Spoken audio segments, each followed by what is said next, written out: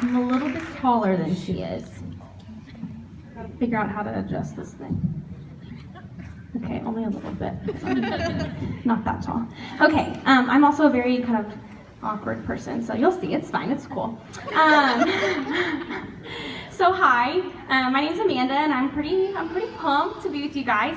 I am like 98% sure that most of you are here just because free pizza or Philam, but that's okay. I'm glad you're here. So last week, Clarissa texted me, and I was actually in one of my classes, and she was like, "Hey, you want to speak at Presence?" And I was like, And my initial reaction was like hard pass, like not me. Because on a routine basis, I feel like I'm not good enough. That there are people out there who are way better than me at different departments, in a lot of different departments. But here I am because I also don't know how to say no. My parents are shaking their head. I'll be the first to admit that when God calls me to do something that I look at him, I'm like, well, God, like, what about this person? Like, I know that I'm gonna trip, that they're like way better than me at this, or what about this person? Because like, man, have you like looked at them? Like I a lot of times feel inadequate, like that my talents aren't good enough, and my list of excuses to God goes on and on. So a little bit about me and my family before we start this whole little thing. I have two awesome parents and a little brother. And they're here. I'm very excited. But they are like super awesome, and my brother's like one of my best friends. And I was raised in a Christian home, and I gave my life to the Lord when I was young. And to me, the early part of my life really isn't anything like extraordinary. It was pretty normal. I didn't have parents who got divorced. I didn't get sick. I didn't have anything really drastic happen. But on February 17th of 2000, my Uncle Steve passed away in a car accident. And for the first, I wasn't gonna cry, that was not part of the plan. For the first time in my life at 5 years old, I saw how devastating loss can be to family. Wow, this is not supposed to happen. For the first time in my life, I saw how heartbreaking it is for a parent to bury their child. For the first time in my life, I saw how hard addiction can be. And at the time, I didn't know the impact that his death would have on the rest of my life and the decisions that I would make. But looking back, I can see how God used that to bring my brother and I closer and remind us to be thankful for each other. It brought me and my mom closer as I watched her grieve. And actually, she doesn't know this, but she showed me how to grieve. Quit looking at me. How to grieve healthfully and mourn the loss of the people that we love. And that was something that would come in handy really like later in my life. Wow, guys, this is... Anyway, okay. Then in 6th grade on a mission trip, I felt the call to ministry, which at the time I didn't know what that meant because, I was in 6th grade. And all I knew was that I wanted to show God's love to everybody that I met. And it took until I was in high school for me to finally realize what that calling was going to be. And at first I was excited, but the longer I sat there and thought about it, I began to say, God, are you sure? Like, it's just me. I make a lot of mistakes. I'm not perfect. I don't always do what I'm told. I'm not sure I could do what you've called me to do. But the super awesome thing about God is that he doesn't expect me to be perfect. He doesn't say, well, Amanda, I see that you're struggling with sin, and until you can fix that, like I don't want you. I can't use you. Nope. He wants you just as you are. God doesn't say, well, maybe if you wore designer clothes, or your past was better, or your family was different, that he wants you. God says, I love you just as you are. Every flaw, every sin, everything that makes you think that you are unworthy to sit at the feet of the Father, he still loves and craves you. He wants to be with you and have a relationship with you, but we stand here saying, no, God, I'm not good enough. And the Bible shows us over and over again that God chooses those who are failures to display his glory. In Exodus 3, it says that Moses is on the far side of the wilderness, but in older versions it says the backside, which I like a little better because I think it's kind of humorous. Sorry. So Moses is on the backside of the wilderness because he ran away. And just a little backstory of Moses. Moses' life was in danger before he was even born. Pharaoh at the time had ordered all the male babies of Moses' age to be killed, but Moses' mom broke the law, put her baby in a basket, and prayed that he would be safe. And then an Egyptian woman pulled him up from the water, and he went to go live in the house of Pharaoh. So now here's Moses, and he's struggling with an identity crisis because on one hand he's Hebrew, and on the other hand he's living in Pharaoh's house. And as he grows up, he sees all the oppression that the Hebrews are being put through, and he acts out on one of them. And now Moses stands there, and he's got blood on his hands, and he doesn't know what to do, and he doesn't know how to finish what he started, and so he runs. He just says, I'm out. Get me out. I'm not staying. And he runs into the wilderness. And I know that I've been like Moses, and I know a lot of people have been like Moses, where we run, whether it was because of pain or illness or just because we were trying to figure out who we were. And I ran away my freshman year of college after I had a seizure for the very first time of my life. I struggled with why God would give me this, why me, why now, and the what ifs that come along with doubt.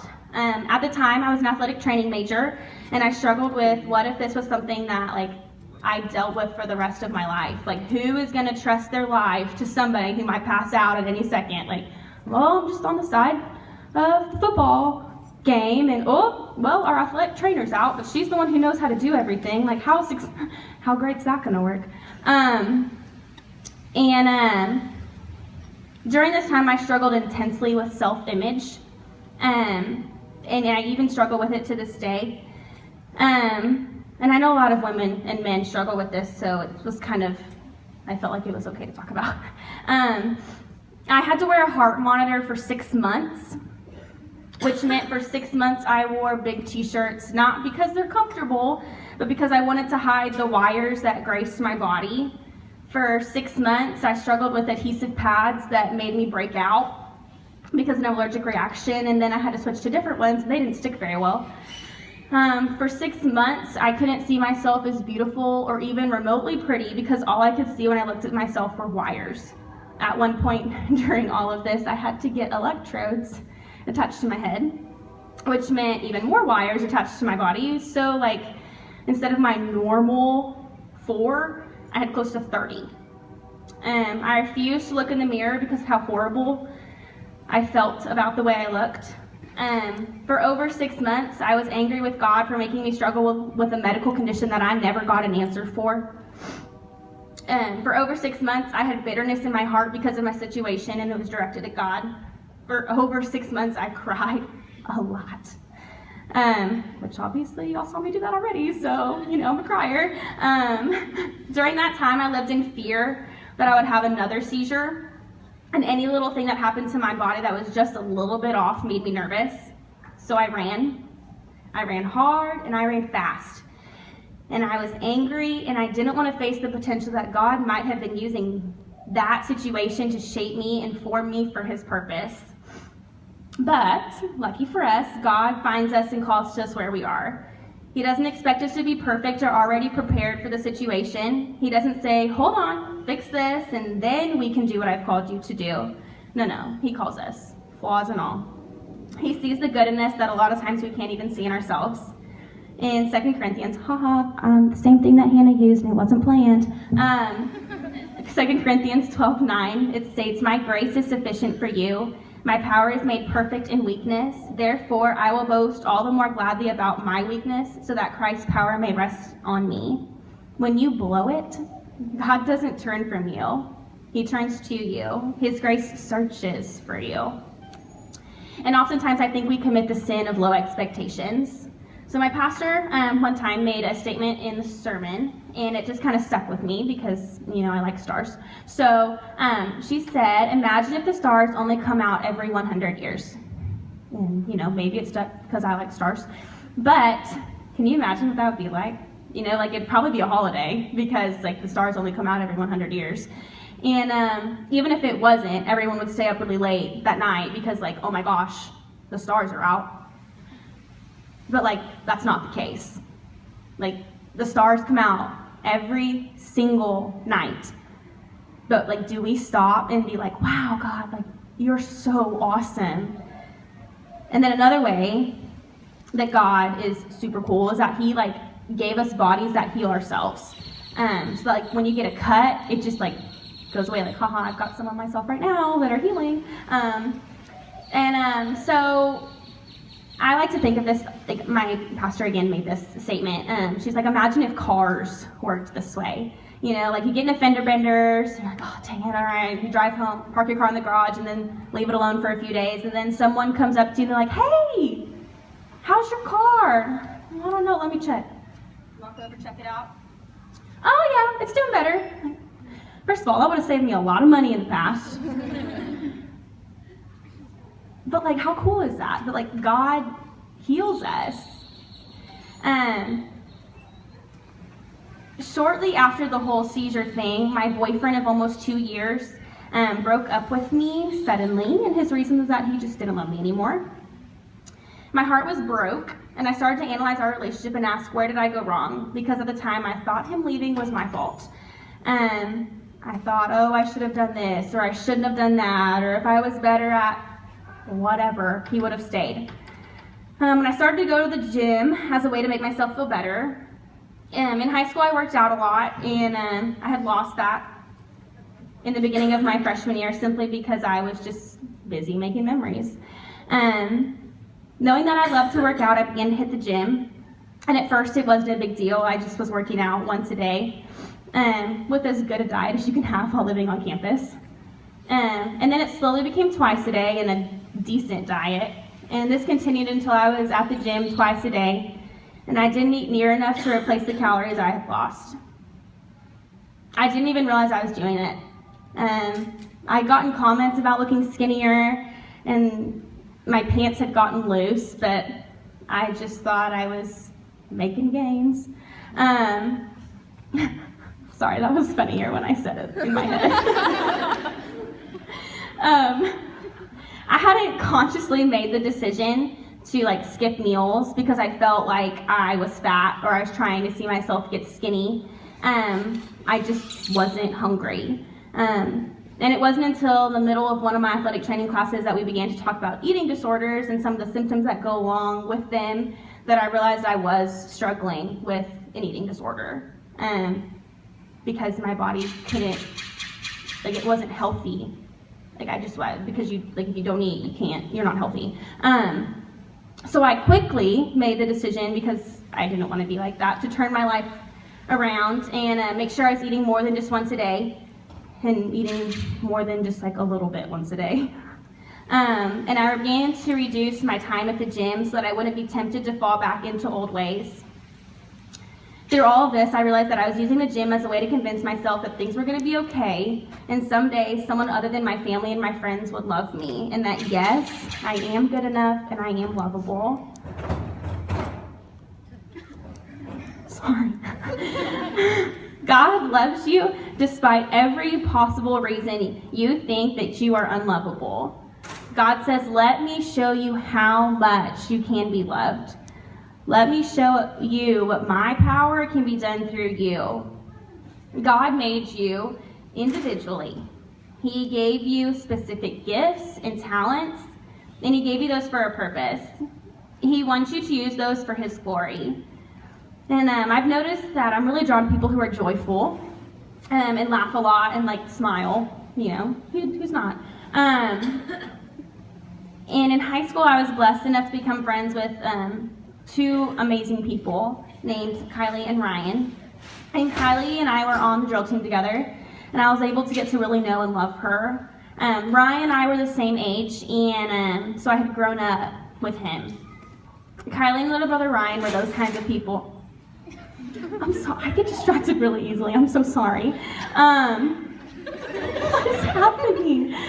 Okay, anyways, were those kinds of people that just smiled and like loved the people that they met.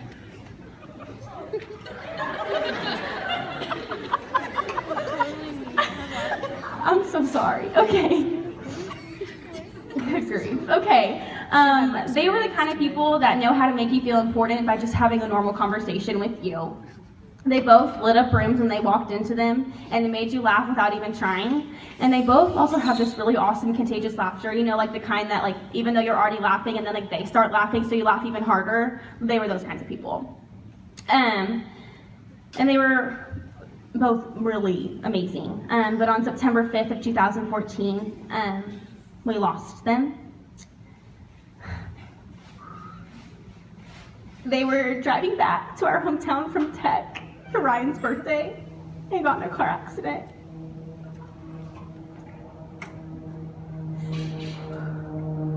And it stopped me dead in my tracks. I couldn't fathom how two people who were so full of life and love could be gone so quickly.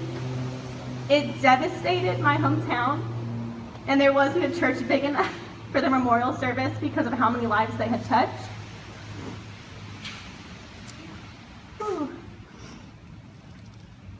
There were a lot of tears, obviously, a lot of hugs, and a lot of I can't believe this. It was sudden, unexpected, and heartbreaking. Along with all that, though, there were a lot of good memories shared. I remember laughing until I cried with a lot of my drill team members about some of the things Kylie had said or done, or how Ryan used to do silly things to embarrass her. This is where watching my mother grieve when I was 5 came into play. I knew it was okay to be angry and upset at the situation. I knew that my feelings of hurt were justified, but I shouldn't dwell on them. That missing them was okay and crying was perfectly acceptable. Losing them made me love the people in my life just a little bit more. It made me hug them just a little bit tighter and to cherish the time that I did get to spend with them a little bit more than I normally would. I also decided that I wanted to embody some of the things that they were. I wanted to spread joy like they did and make people feel important regardless of how well I knew them or their status. There have been a lot of times in my life that I have wondered why Jesus would think of me as he died on the cross. Why Jesus would go through all of that just to make sure I'm covered in his grace. I've wondered throughout my life, does Jesus really love me that much? My answer through prayer and talking to others has always been yes, he does. In January of 2015, I decided to join Sigma Phi Lambda, which is a Christian sorority on campus, because one of my best friends said do it. Well, I've always been very go with the flow, and she said I'd love it, so here I am.